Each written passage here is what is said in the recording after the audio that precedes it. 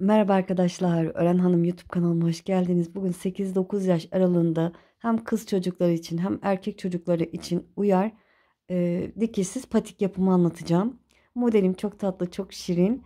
Benimle birlikte kolaylıkla örebilirsiniz arkadaşlar. İki şişle öreceğiz. Dediğim gibi 8-9 yaş için 95 ilmek atarak başlayacağım. Anne oğul kombin yapmak isterseniz ya da anne kız kombin yapmak isterseniz de yani kendinizi örmek isterseniz 111 ilmek atarak başlayabilirsiniz. Ya da daha küçük, daha büyük yapmak isterseniz de yorum kısmına yazın. İnşallah yardımcı olurum. İp olarak patik ipi kullanacağım arkadaşlar. Şöyle koyu bej ve çok açık bej kullanacağım. Bu ikisi çok da güzel olacak diye düşünüyorum. Kız çocuklar için yapmak isterseniz de yani koyu pembe, çok açık pembe kullanabilirsiniz ya da size kalmış arkadaşlar hangi renk örmek isterseniz. Evet, şiş olarak da 3 numara şişle öreceğim. Hazırsanız şöyle iplerimi kenara alayım. Evet, hadi bakalım başlayalım. Bismillahirrahmanirrahim. Tek sayı 95 tane ilmek atacağım. Evet, benimle aynı yapanlar 95 tane ilmeklerimizi atalım. Sonrasını göstereceğim. Evet, şişime 95 tane ilmeğimi attım arkadaşlar. Şöyle çevirdim. İlk bir sıra haroşa öreceğiz. Sonra modelimiz desenini yapmaya başlayacağız. Haroşayı ben ön yüzden de düz, ters yüzünden de düz olarak örüyorum. Şimdi modelimizin arka yüzündeyiz. Haroşa örerek bu sıramızı tamamlayalım. Bakın ön yüzden bir sıra haroşamız oluştu bile. Evet, sıranın sonuna geldiğim son 2 ilmeğim kaldı. Şöyle son ilmeğimi örmüyorum. İpimi öne alıp örmeden sağ şişime geçiriyorum. Şöyle çevirdim. Burada diğer rengimizi alalım. Diğer rengimi aldım. Şöyle bu ilk ilmeğimi ipime geçirip şöyle bir tane düğüm atalım. Evet, sıkılansın. 3 ilmek örelim. Haroşa olarak örüyorum yine 1. Yani düz olarak örüyorum 2, 3. 3 ilmek ördüm. Sıradaki ilmeğimi ipim arkada gördüğünüz gibi örmeden sağ şişime aldım. 3 ilmek örüyorum. 2, 3. Bir ilmeği örmeden alıyorum. 3 ilmek örüyorum. 1, 2, 3. Sıradaki ilmeği örmeden sağ şişime alıyorum. Desen yapıyoruz. 3 ilmek örüyorum. 2, 3. Bir ilmek örmeden alıyorum. 3 ilmek ör. Bir ilmek örmeden al. Evet, 3 ilmek ör. Bir ilmek örmeden al. Bu şekilde sıranın sonuna kadar ilerleyelim. Evet, sıranın sonuna yaklaştım. 4 ilmeğim kaldı. Bir ilmeğimi örmeden alıyorum.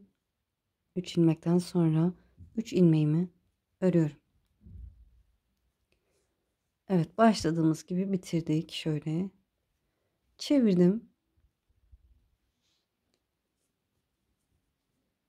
İlk ilmeğimi örmeden aldım. Kenar olduğu için. 2 ilmeğimi örüyorum. Kendi renklerini örüyoruz arkadaşlar. Açık bej olanları örüyorum. Yani 3 ilmeğimizi ördük diyelim. İpimi kendime doğru aldım. Bu ilmeği örmeden alıyorum yine. Modelin arka yüzünde yine 3 ilmeğimi örüyorum. Koyu renge gelince ipi öne alıp örmeden sağ şişime alıyorum. Açık renklerimi örüyorum. Koyu renge gelince ipi kendime doğru alıp örmeden sağ şişime alıyorum. 3 ilmek ör. Haroşa olarak örüyoruz. İpi kendime doğru alıp bir ilmeği örmeden sağ şişime aldım. Açık renkleri örüyoruz. Koyu rengimizi örmeden ipi kendimize almayı unutmuyoruz. Örmeden sağ şişime aldım. Evet, bu şekilde sıranın sonuna kadar gelelim. Evet, şöyle sıranın sonuna yaklaştım. 4 ilmeğim kaldı. Yine ipimi kendime doğru alıp koyu rengimi örmeden sağ şişimi aldım. Şöyle iki rengimi örüyorum. Üçüncü rengimi örmüyorum çünkü diğer renge geçeceğim. İpi kendime doğru aldım. Bu ilmeği örmeden sağ şişimi aldım. Ve çevirdim. Evet. Koyu renk ipimi alıyorum.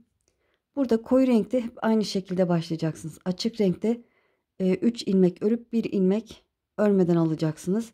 Koyu renkte de 1 ilmek örelim. İlk ilmeğimi ördüm gördüğünüz gibi. Sıradaki açık rengimi örmeden alıyorum. 3 ilmek örüyorum bakın. 1 2 3. Ortadaki açık beji örmeden sağ şişimi alıyorum. 3 ilmeğimi örüyorum. 2 3. Ortadakini örmeden alıyorum. Evet, başlarken ne yaptık? Bir ilmek ördük, ikinci ilmeği örmeden aldık. Yani açık olan rengin ortasındakini örmeden alacağız. Şöyle koyunu ve iki yanındaki hem sağındaki açığı hem sondaki açığı üçünü de öreceğiz. 3 ilmek örüyorum. Ortadaki ilmeğimi örmeden alıyorum. 3 ilmeğimi örüyorum. Bir ilmeğimi örmeden alıyorum. 3 ilmeğimi örüyorum. Bir ilmek örmeden alıyorum. Evet, bu şekilde ilerliyor. 3 ilmek ör. Bir ilmeğimizi örmeden alıyoruz. İpimiz arkada. Hiçbir sorun yok. 3 ilmek ör. Bir ilmek örmeden al. Bu şekilde sıranın sonuna kadar ilerleyelim. Evet, sıranın sonuna geldim. Şöyle 5 ilmeğim kaldı. Bir ilmeğimi örmeden aldım. 3 ilmeğimi örüyorum. 1 2 3. Sıradaki ilmeğimi örmeden alıyorum. Son kenar ilmeğimi de örüp modelimin ön yüz sırasını tamamlamış oldum. Çevirdim.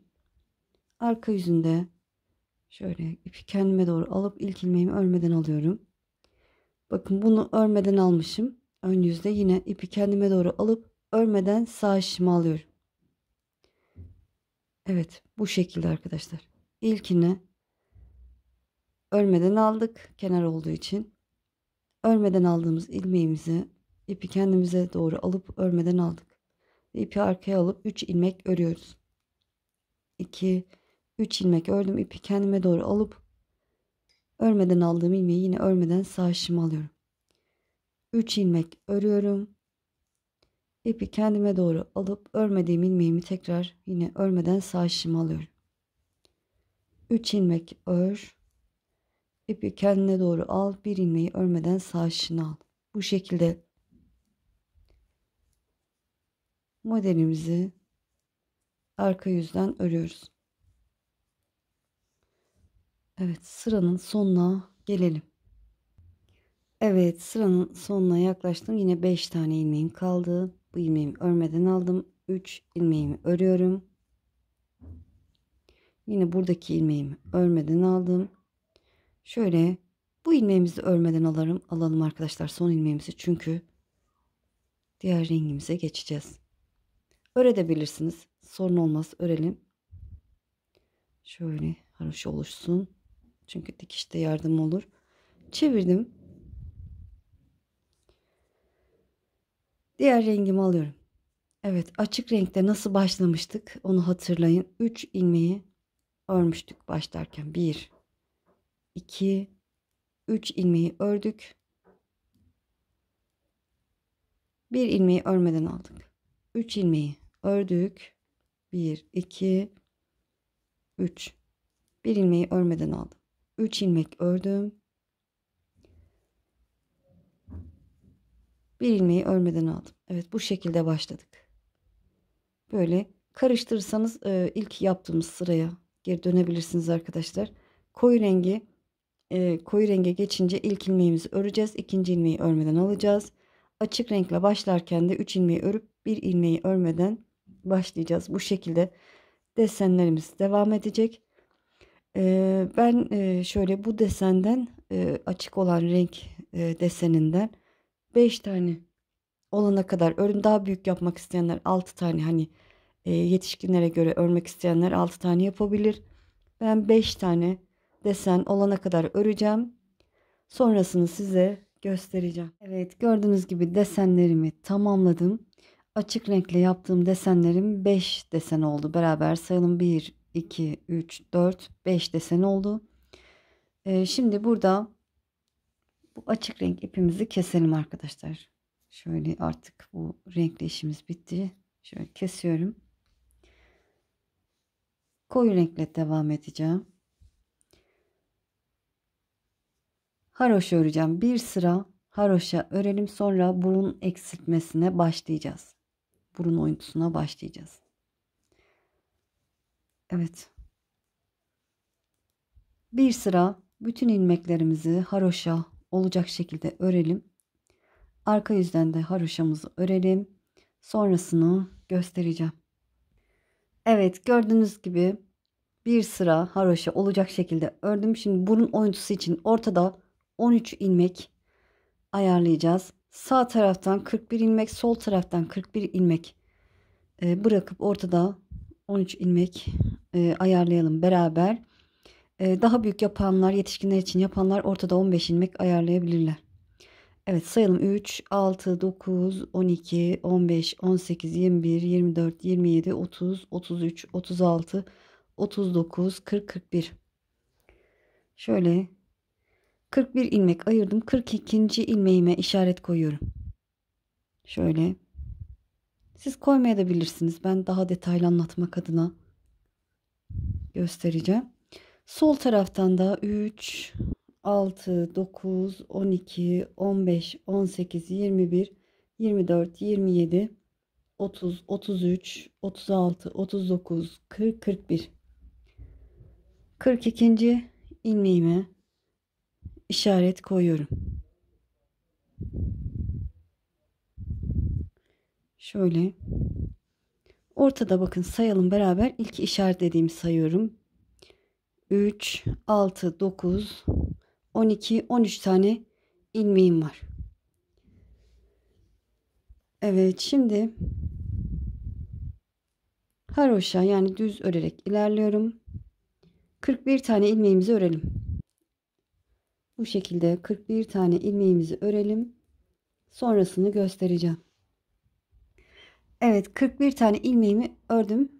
İlk işaretimin öncesindeyim. Şimdi sayalım arkadaşlar. 1, 13 ilmeğimi öreceğim. 2, 3, 4, 5, 6, 7, 8, 9, 10, 11, 12 tane ilmeğimi ördüm. 13 ve 14. ilmeği ikisini bir örüyorum. Evet, ikisini bir ördüm. Burun oyuntusu için çeviriyorum. Çevirdim. İpim arkada, ilk ilmeğimi örmeden alıyorum. Bu bir. Yine 12 ilmek öreceğiz. 2, 3, 4, 5, 6, 7, 8, 9, 10, 11, 12 ilmek ördüm. 13 ve 14. ilmeği ikisini bir yine haroşa olarak örüyorum. Çevirdim. İpim yine arkada, ilk ilmeğimi örmeden alıyorum. Ve yine haroşa örerek ilerliyorum. 2 oldu bakın. Burası ayrık duruyor. Oradan da anlarsınız. 2, 3, 4, 5, 6, 7, 8, 9, 10, 11, 12, 13 ve 14. ilmeği ikisini bir örüyorum. Ve çevirdim. İpimi arkaya aldım. İlk ilmeğimi örmeden alıyorum. Yine haroşa örerek ilerliyorum. 2, 3, 4, 5, 6, 7, 8, 9, 10, 11, 12, 13 ve 14. ilmeği ikisini bir örüyorum. Çevirdim. Yine ipim arkada olacak. İşaretlerimi çıkartayım artık. Saymaya da gerek yok. Şöyle göstereyim bakın. 13. ilmeğim bu. Burada bir boşluk var. Oradan anlayabilirsiniz. Burası da aynı şekilde. Evet, ilk ilmeğimi örmeden aldım. Yine haroşa örerek ilerliyorum. Girişte ilk ilmeğimizi örmeden alıyoruz. Çıkışta iki ilmeğin ikisini bir 13 ve 14. ilmeği ikisini bir örüyoruz. Bakın 13. ilmeğim bu. 14. ilmekle birlikte ikisini örüyorum. Ve çevirdim. İpimi arkaya aldım. Yine ilk ilmeğimi örmeden alıyorum. Haroşa örerek ilerliyorum. 4, 5, 6, 7, 8, 9, 10, 11, 12, 13 ve 14. ilmeği ikisini bir örüyorum. Çevirdim. İpim yine arkada. İlk ilmeğimi örmeden alıyorum. Haroşa örerek ilerliyorum. Bu şekilde burun oyuntusunu yapıyoruz. Ne kadar devam edeceğiz? Şöyle sağ tarafta 22 ilmek kalacak. Şöyle 3, 6, 9, 12, 15, 18, 21, 22. Sağ tarafta 22 ilmek kalacak. Sol tarafta da 22 ilmek. 3, 6, 9, 12, 15, 18, 21, 22. ilmeğime işaret koyuyorum. Bu taraftan da 22, bu taraftan da 22 ilmek kalana kadar 13 ilmeğimizi örüyoruz. Yani burun oyuntumuzu tamamlıyoruz arkadaşlar. Bu şekilde devam edelim. Evet, tamamladım. Sağ tarafta 22 ilmeğim kaldı. Sol tarafta da 22 tane ilmeğim kaldı. Ortada da 13 ilmeğim var. Şimdi ilk ilmeğimi örmeden alıyorum yine. Örgüme devam ediyorum.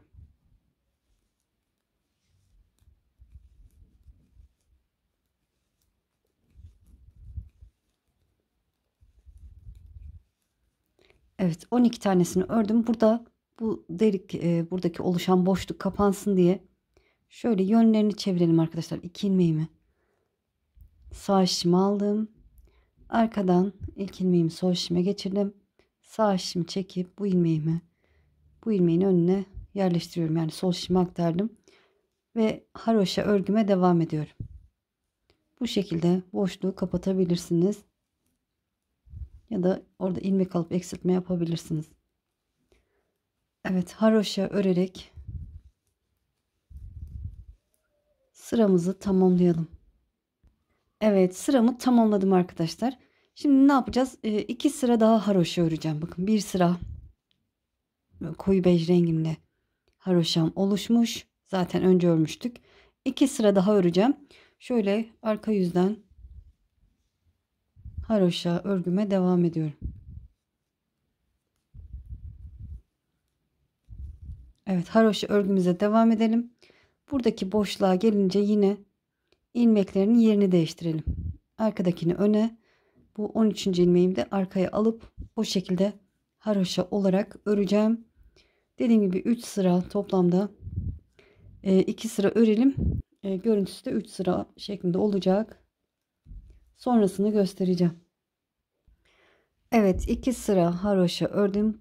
Buradan itibaren sayarsak da 3 sıra haroşa görüntüsü oluştu gördüğünüz gibi. Şimdi lastik örgüye geçeceğiz. Lastik örgü için şimdi aldım. İlk ilmeğimi örmeden alıyorum. İlk ilmekten sonra bir düz, bir ters örüyorum. Lastik örgü. Bir düz, bir ters. Bir düz, bir ters. Evet, bir düz, bir ters örüyoruz. Bir düz, bir ters. Bir düz, bir ters. Evet, bu şekilde bir düz, bir ters örerek sıranın sonuna gelelim. Evet, bir düz, bir ters örerek sıramı tamamladım. Son 2 ilmeğim de düz oldu. Çevirdim. Arka yüzündeyim. İlk ilmeğimi örmeden alıyorum. Karşımda ters ilmeğim var. Ters örüyorum. Tersleri ters, düzleri düz olarak örüyoruz. Düz ilmeğim var. Düz örüyorum. Yine bir düz, bir ters. Bir düz, bir ters.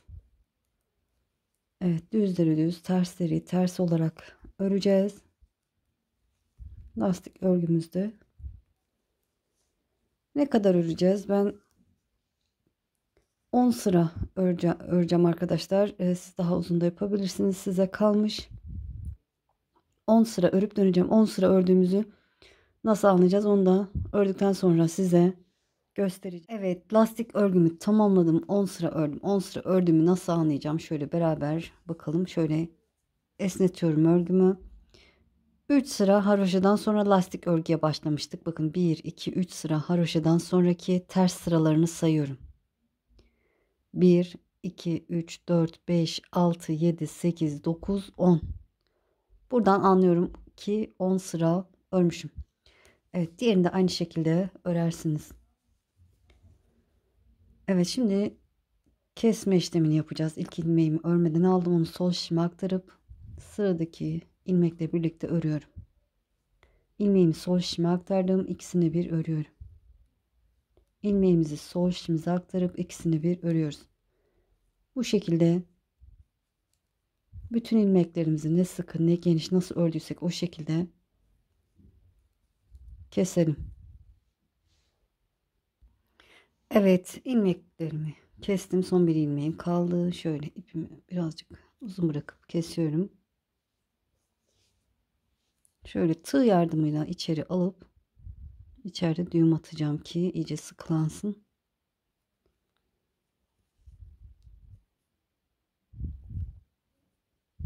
Evet, burada bir zincir çekiyorum. Ve biraz daha yürütüp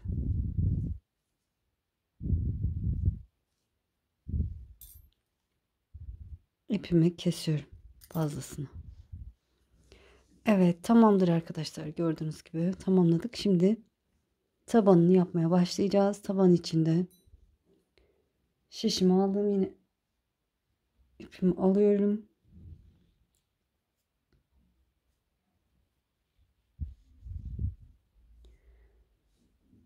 Her sıradan şöyle bir ilmek alacağız arkadaşlar. Bakın. Şuraya hemen uçtan başlıyorum. Bakın. Sıralar belli gördüğünüz gibi. Bakın. Buradan bir tane alacağım. Buradan bir. 95 tane ilmekle başlamıştık. Yine 95 tane ilmek çıkartacağız. Evet, bunu şöyle giriyorum buraya. İlmeğimi aldım. Bu iki ipi birbirine bağlayacağım sonra. Sıradaki yuvaya giriyorum. İlmek alıyorum. Bu şekilde. Şişimde bırakıyorum. 2 oldu. Sıradakine girdim. Tığ yardımıyla da alabilirsiniz. Giriyorum, ilmek alıyorum. Şişimde bırakıyorum. Giriyorum, ilmek alıyorum.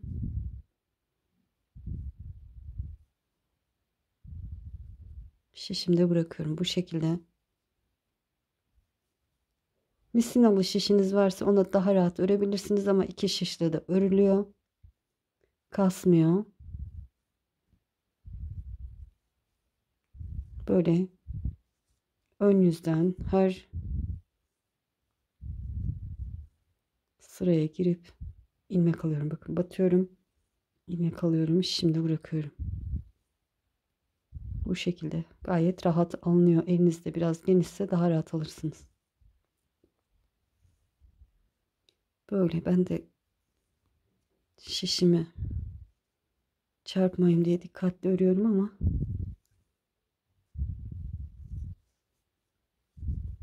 evet, böyle 95 tane ilmek çıkartalım. Bu ikisini de birbirine bağlayayım. Evet, 95 tane ilmeğimi çıkardım. Şimdi çevirdim. Haroşa olarak örelim. İlk ilmeğimi örmeden alıyorum. Arka yüzündeyiz. Haroşa örerek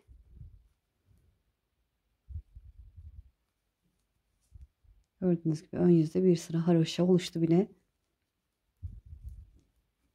Sıramızı tamamlayalım. Evet, haroşa örerek sıramı tamamladım, çevirdim. Şimdi tabanın yapımına geçeceğiz arkadaşlar. Bir sıra haroşa örmüş olduk. İlmeklerimizi aldıktan sonra. Şimdi sağ taraftan 42 ilmek, sol taraftan 42 ilmek ayıracağız. Ortada 11 ilmeğimizi taban olarak öreceğiz.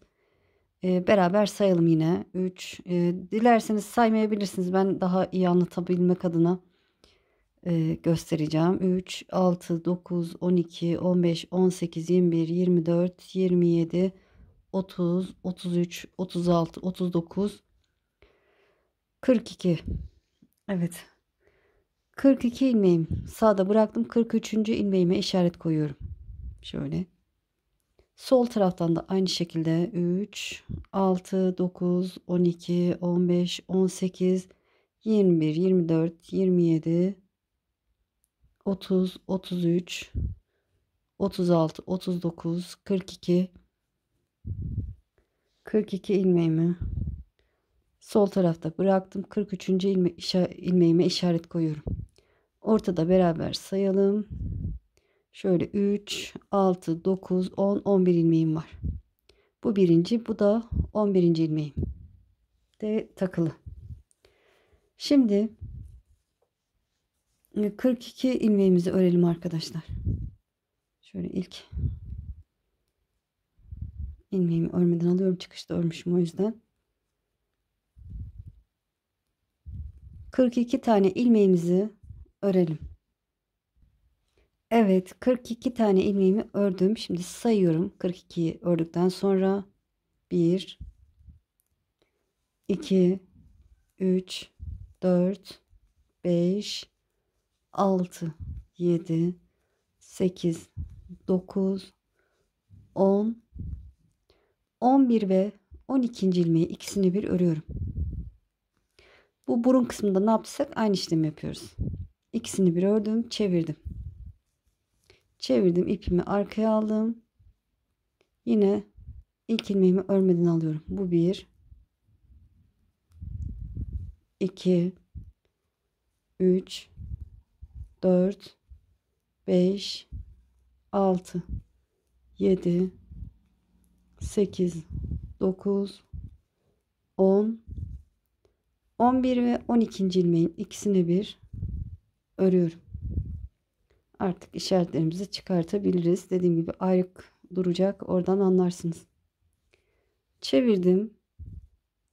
İpim yine arkada. İlk ilmeğimi örmeden alıyorum.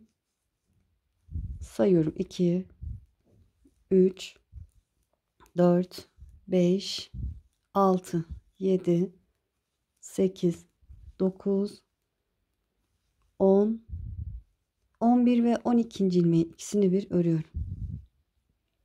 Ve çevirdim. İpimi yine arkaya aldım. İlk ilmeğimi örmeden alıyorum.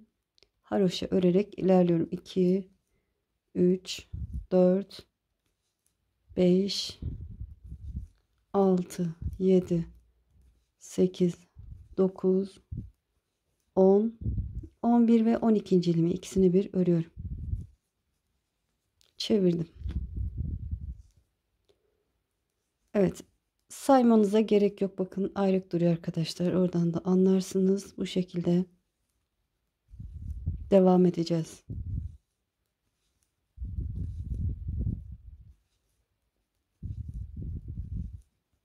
On bir ve 12. ilmeği ikisini bir örüyorum. Çevirdim.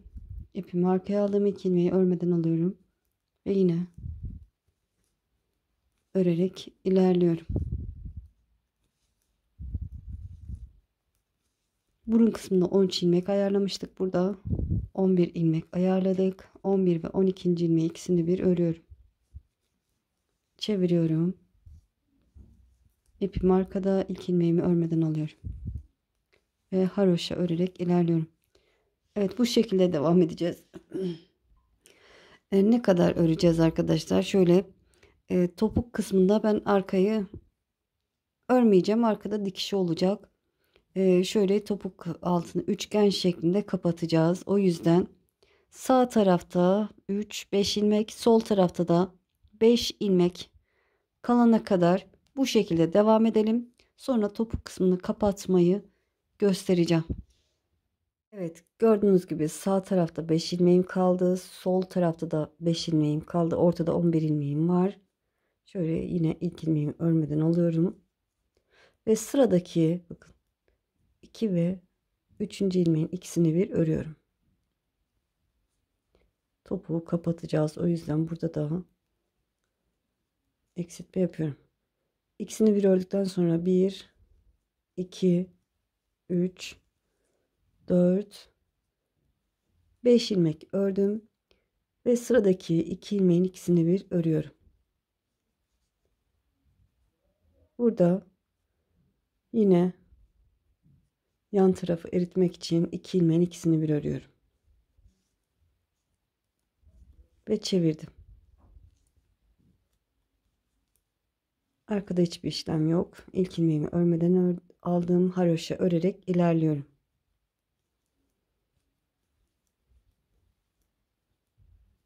Sadece şöyle sayalım beraber kaç ilmek olmuş. Ortada 3, 6, 10 ve 9 ve 10. ilmeğin ikisini bir örüyoruz. Evet, yanlış mı söyledim diye bir baktım. Çevirdim. Ön yüzdeyiz. İlk ilmeğimi yine örmeden aldım. Sıradaki 2 ilmeğin ikisini bir örüyorum. Sonrasında örerek devam ediyorum. 1, 2, 3 ilmek ördüm. Sıradaki 2 ilmeğin ikisini bir örüyorum. Ve yine sıradaki 2 ilmeğin ikisini bir örüp çevirdim. İlk ilmeğimi örmeden aldım. Haroşa örerek ilerliyorum. Ortada 7 ilmeğimiz kaldı. 2, 3, 4, 5, 6, 7 ve 8. ilmeğin ikisini bir örüyorum. Çevirdim. İlk ilmeği örmeden aldım. Sıradaki 2 ilmeğin ikisini bir örüyorum. Ve yine bir ilmek ördüm. Sıradaki 2 ilmeğin ikisini bir örüyorum. Şöyle bakın. Ortada 5 ilmeğimiz kaldı. 5 ve 6. ilmeğin ikisini bir örüyorum. Çevirdim. İpimi arkaya aldım. İlk ilmeğimi örmeden aldım. Ortadaki 4 ilmeğimi örüyorum. 5 ve 6. ilmeği ikisini bir örüyorum. Ve çevirdim. İlk ilmeğimi örmeden aldım. Sıradaki şöyle 2 ilmeğin ikisini bir örüyorum. Burada bir ilmeğim kaldı. Onu örüyorum. Ve sıradaki 2 ilmeğin ikisini bir ördüm. Çevirdim. İpimi arkaya aldım. İlk ilmeğimi örmeden aldım. Ortada 4 ilmeğim kaldı. 3 tanesini ördüm. 4 ve 5. örüyorum. Çevirdim. İlk ilmeğimi örmeden aldım. Sıradaki 2 ilmeğin ikisini bir örüyorum. Evet. Ortada 3 ilmeğimiz kaldı. 3 ve 4. ilmeği kenardaki son ilmeği de ördüm. Çevirdim. İlk ilmeğimi örmeden aldım. Bir ilmek daha örüp sıradaki 2 ilmeğin ikisini bir örüyorum. Evet, tam 3 ilmeğimiz kaldı. İlk ilmeğimi örmeden aldım. Sıradaki 2 ilmeğin ikisini bir örüyorum. Örmeden aldığım ilmeği şöyle genişletip sağ şişimin önüne bıraktım. Evet, topumuzu gördüğünüz gibi tamamen kapatmış olduk. Bu şekilde oldu. Şimdi ipimizi biraz uzun bırakalım ki bu arka kısmı dikeceğiz arkadaşlar. Şöyle uzun bırakıp keselim.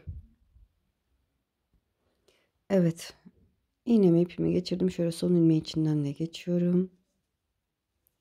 Şöyle burada sabitleyelim.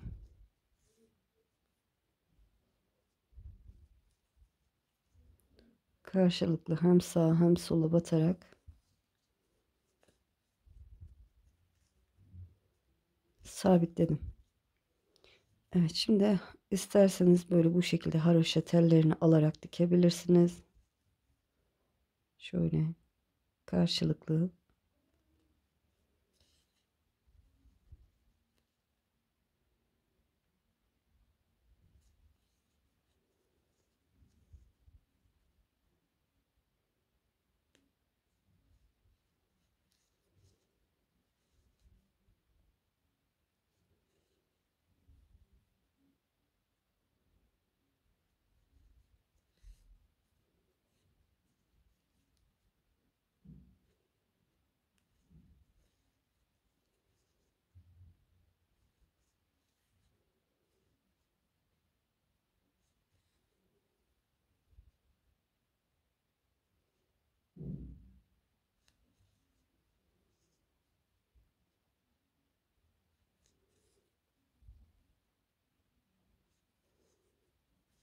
Evet, şöyle.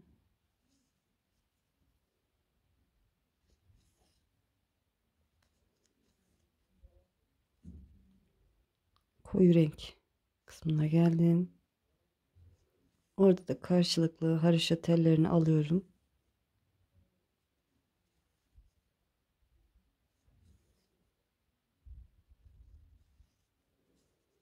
Evet, bu arka kısmı diktik. Şimdi bu kısımda da şöyle şu şekilde batarak dikeceğim.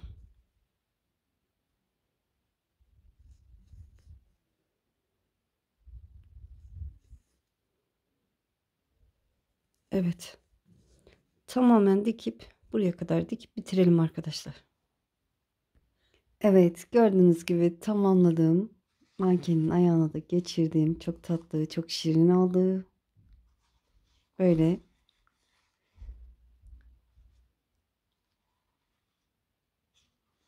arkası da bu şekilde oldu.